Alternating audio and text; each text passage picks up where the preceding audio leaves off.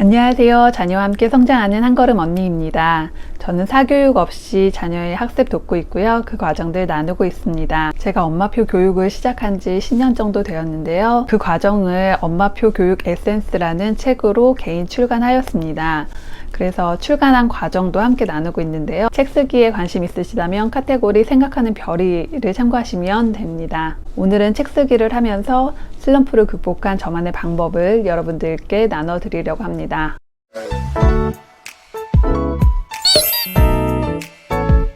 첫 번째는 시간 가계부를 쓰는 것입니다. 돈을 모아야겠다고 생각하면 가장 먼저 가계부를 쓰기 시작하잖아요. 그것처럼 시간 가계부를 쓰는 것입니다. 자신의 하루 일정을 구체적으로 시각화해서 보는 것은 굉장히 중요하더라고요. 매일 하루의 일정을 좀 꼼꼼하게 적어보고 한 일주일, 2주일 정도 습관이 되니까 하루의 패턴이 정확하게 보이고 책 쓰기에 적당한 시간을 선택할 수 있었어요.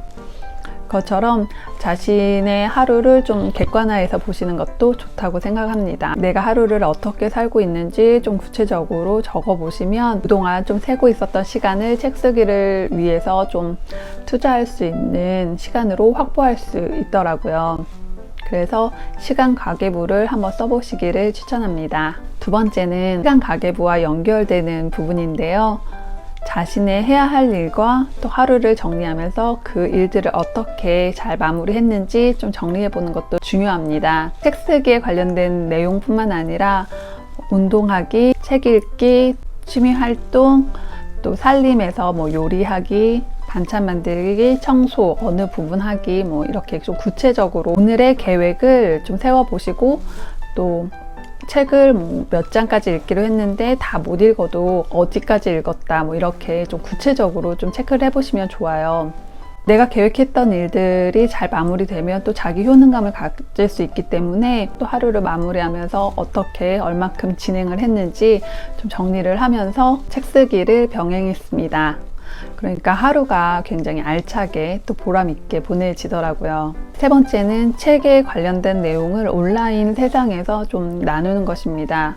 저는 이렇게 유튜브뿐만 아니라 생각하는 별이라는 네이버 블로그에서도 엄마표 교육을 하면서 느낀 점, 또 배운 점, 나눌 만한 정보들을 포스팅하고 있었어요. 사실 책 쓰기가 목표가 아니었고 그런 과정들이 좀 쌓이다 보니 쓰기 모임을 알게 되었고 좋은 분들을 만나서 책을 한번 써봐야겠다라는 마음을 갖게 되었고 그렇게 진행을 자연스럽게 했거든요.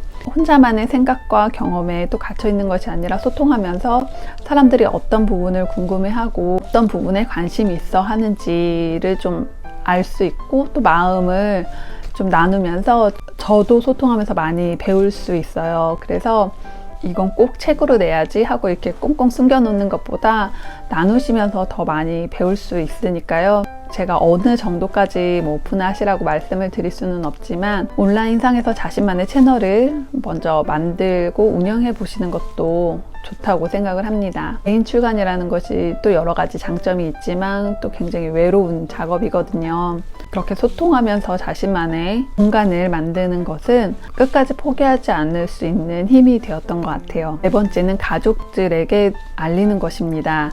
사실 제가 블로그와 유튜브에 영상을 올리면서 특히 블로그에 글을 쓴 것은 가족들에게 가장 나중에 알렸어요. 자신의 생각을 나누는데 가장 가까운 가족들과 나누는 게 굉장히 좀 민망해서 가장 나중에 알렸는데 책을 쓰는 것도 마찬가지였어요. 그냥 혼자 조용히 알아보고 그냥 시작을 했었는데 제가 잘 하고 있나, 잘 가고 있나 이런 게 좀 의문스러운 지점이 생기더라고요. 그래서 가족들에게 알렸어요. 특히 신랑과 아이에게 알렸는데요. 가정생활에서의 그 책 쓰는 시간을 확보해야 되는데 알리지 않고 이제 혼자서 핸드폰을 하거나 컴퓨터로 하면은 저의 여가로만 받아들일 수 있잖아요. 그래서 좀 도움을 받기 위해서 또 알린 부분도 있어요. 그런데 제가 예상했던 것보다 되게 큰 응원과 격려를 받았고 도움을 많이 받았습니다. 저 같은 경우에는 편집을 저희 언니와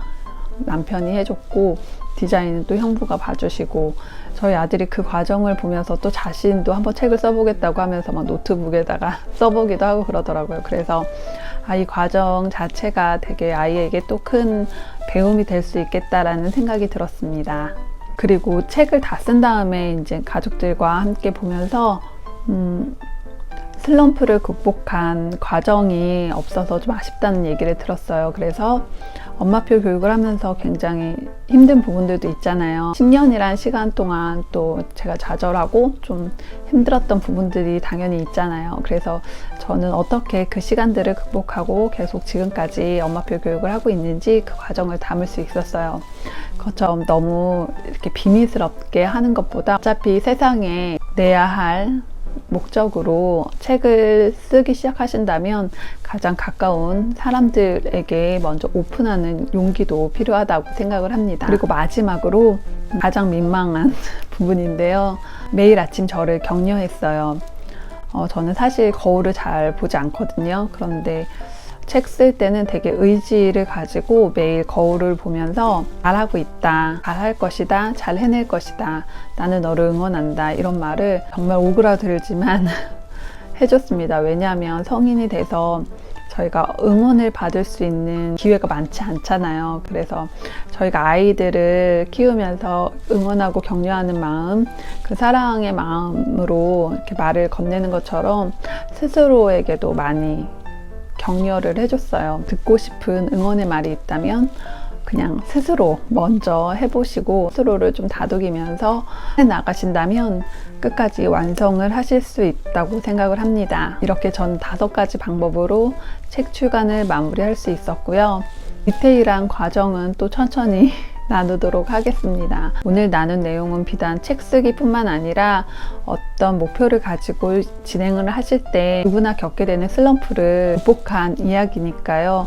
마음에 와닿는 한두 가지가 있다면 꼭 적용해 보셨으면 좋겠습니다. 다음에도 한 걸음 한 걸음 나아가는 과정 여러분들과 나누겠습니다. 오늘 영상이 도움이 되었다면 구독과 좋아요, 알림 설정으로 응원 부탁드립니다. 감사합니다.